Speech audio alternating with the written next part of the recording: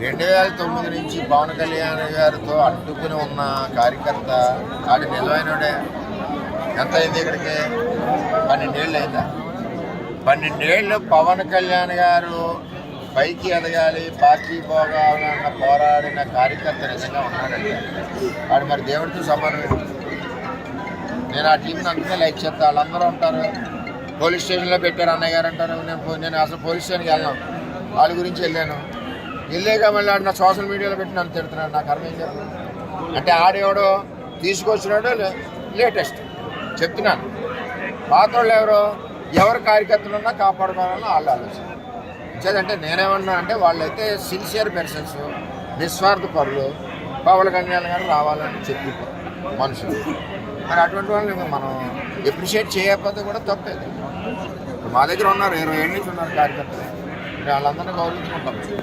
అంటే మేము వాళ్ళ పార్టీ వాళ్ళ ఇష్టం, మాకున్న సమాచారం ప్రకారం అది పరిస్థితి చెప్పాం. వాళ్ళ పార్టీలో వాళ్ళ ఇష్టం, ఆ పార్టీ అంతర్గత సమస్యలు కానీ వాళ్ళ పార్టీ అంతర్గత విషయాలు కానీ మాకు సంబంధం లేదు. మాకు సంబంధం ఒకటల్లా పవన్ కళ్యాణ్ గారికి తెలుగుదేశం పార్టీ నుంచి ఒక ఓటు కూడా పక్కకు పోకుండా వేయించి ప్రణాళిక మేము సిద్ధం చేసుకుంటాం.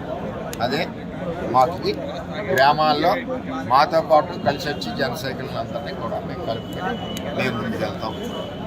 అంతేగాని ఈవేళ నిన్న మొన్న వచ్చి మా ఎలక్షన్లు పాడు చేసి మమ్మల్ని తిట్టిన వాళ్ళు, వాళ్ళు తిట్టిన వాళ్ళు, మా కార్యకర్తలు తిట్టిన వాళ్ళని ఎదురుపెట్టడం భావ్యం కాదు. పెట్టినా మా పని మేము చేసుకుంటాం. అది వాళ్ళ విజ్ఞప్తి.